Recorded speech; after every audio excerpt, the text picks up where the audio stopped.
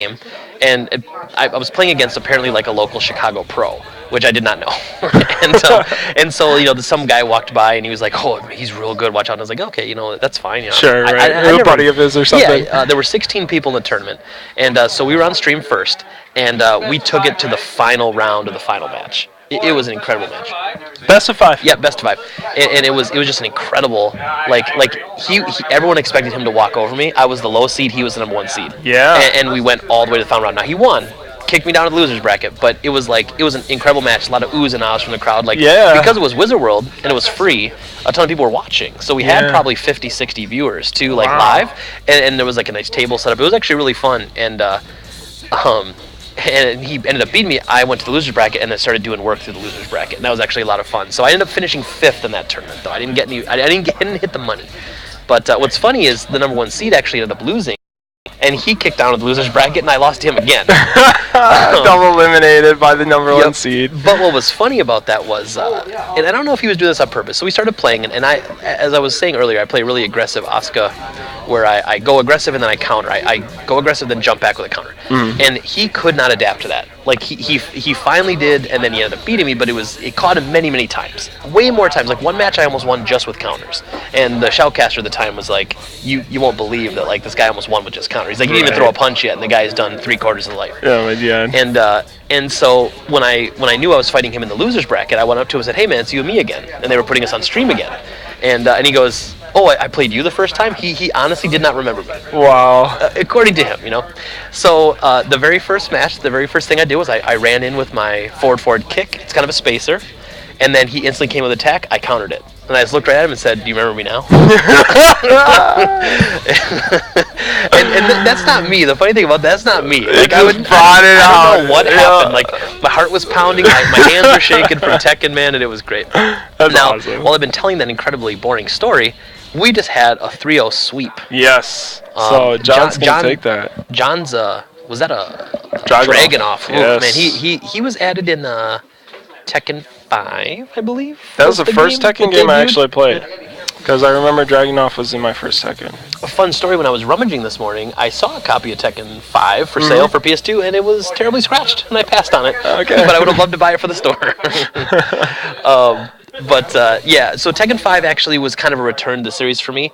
I started playing with Tekken 2 and Tekken 3. Absolutely love it. And then Tekken 4 was actually my departure from the series. I actually really hate Tekken 4, and I think they did a lot more bad. Got a little more good. risky. They tried to turn it from a 2D plane, because it's always been a 3D fighter as far as the character models go. Yeah. But Tekken's always been a 2D fighter. You have sidestepping. Well, Tekken 4 was the first game to say, you know what, we're going to have a full 3D type fighter where you have moves that will actually move you off of your 2D base. Okay. And then that was also where they introduced walls for the first time. Now, I hate walls with a passion, but at least in Tekken 4 they had wall techs. So at the time you're getting pounded, you could hit a button and you could spin out of the corner. Well, they kept the walls, they removed the wall techs. So I kind of hate walls in this game. If I ever get to pick a stage, I just pick the infinite stage, and so I don't have to run into a wall ever. Gotcha. Yeah, I think the rules I found on some tournament was random stage, so that's why I went with random I think stage. it's fair. I think I like random stage also. Yeah. Just an equalizer, Now, it's funny because I was talking to Jeff about this, and he said the one stage we were practice playing on earlier, Miguel, the end of that combo always puts you through the floor. So it's almost always like a reset combo, so it's almost unfair to get him on that level. Oh my god, John, again. This Dragunov is not messing around. No, he's not. Now, Jonathan's Geese was really good. And Jonathan's the one that knocked you out, right? Yes, yes. Yes, that's correct. And then he was one who beat Lily, right? We had him, he beat Laguna. Yep, he beat Laguna Cloud. Yep. But it looks like John, on this other side, a lot more comfortable in maybe the other matchup here. Having a little hard time with Geese rather than Nocturnus. Noctis. Yep. Now John, actually the two people playing right now are the people that eliminated me. So I lost to John the first round, and then John. So John's the very patient Jin player.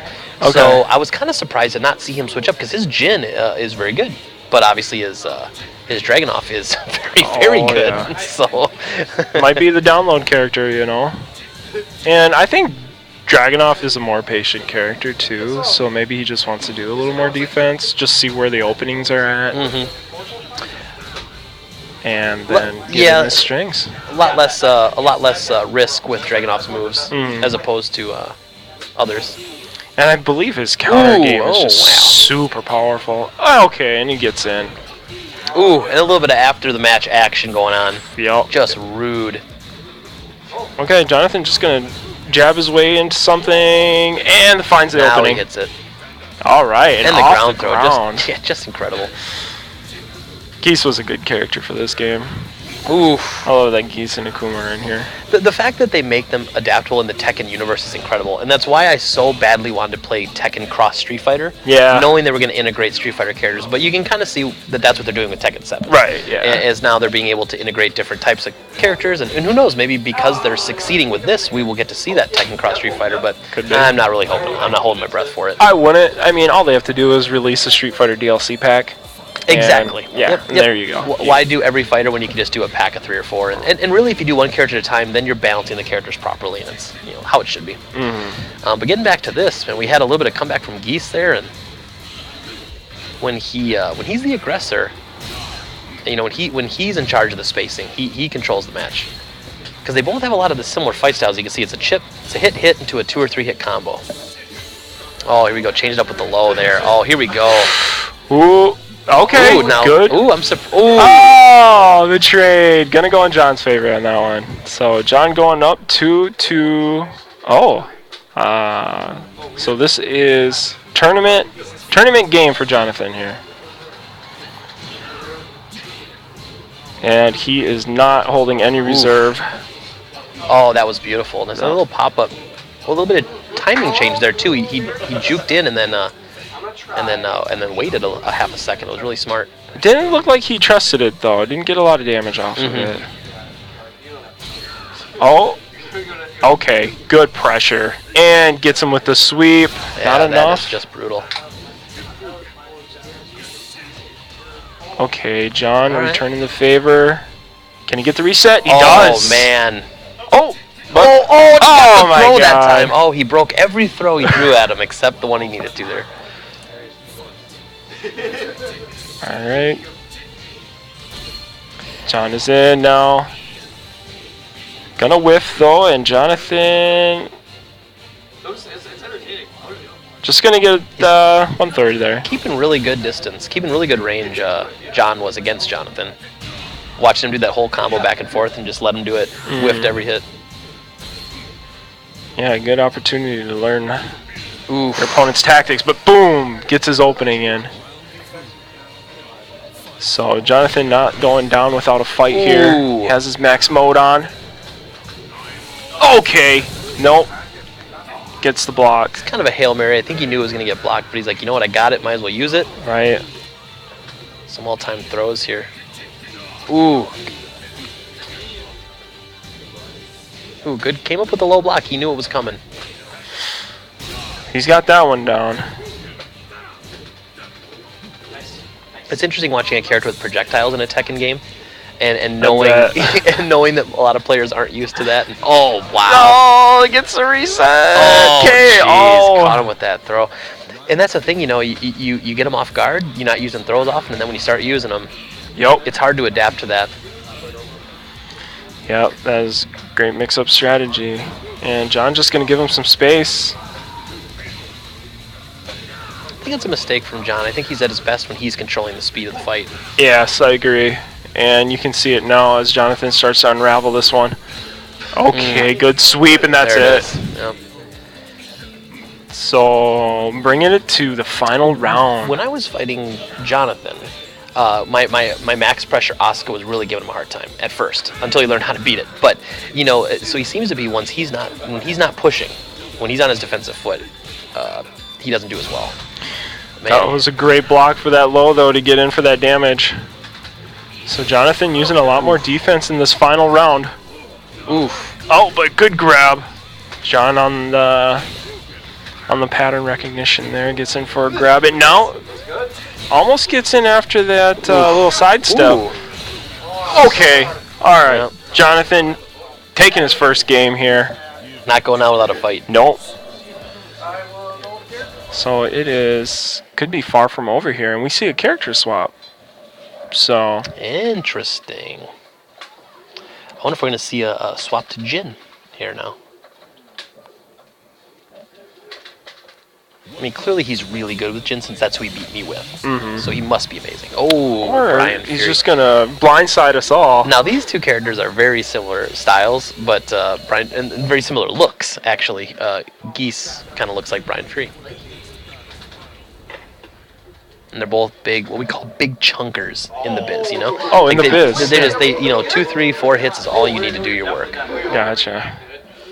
Oh yeah, I can see it. I used to play a pretty good Brian Fury in Tekken Tag. He was okay. He was like my 3rd or 4th character on the list of like characters I would play. But Tekken Tag, I mean Jin in Tekken Tag is just a monster. Kind of seems like he's from the Metal Gear Solid series. They gave him, yeah, definitely with that look. Oh, here we go. Snake bite, nice. Oof. Okay. Come on. Ooh. All right, good defense.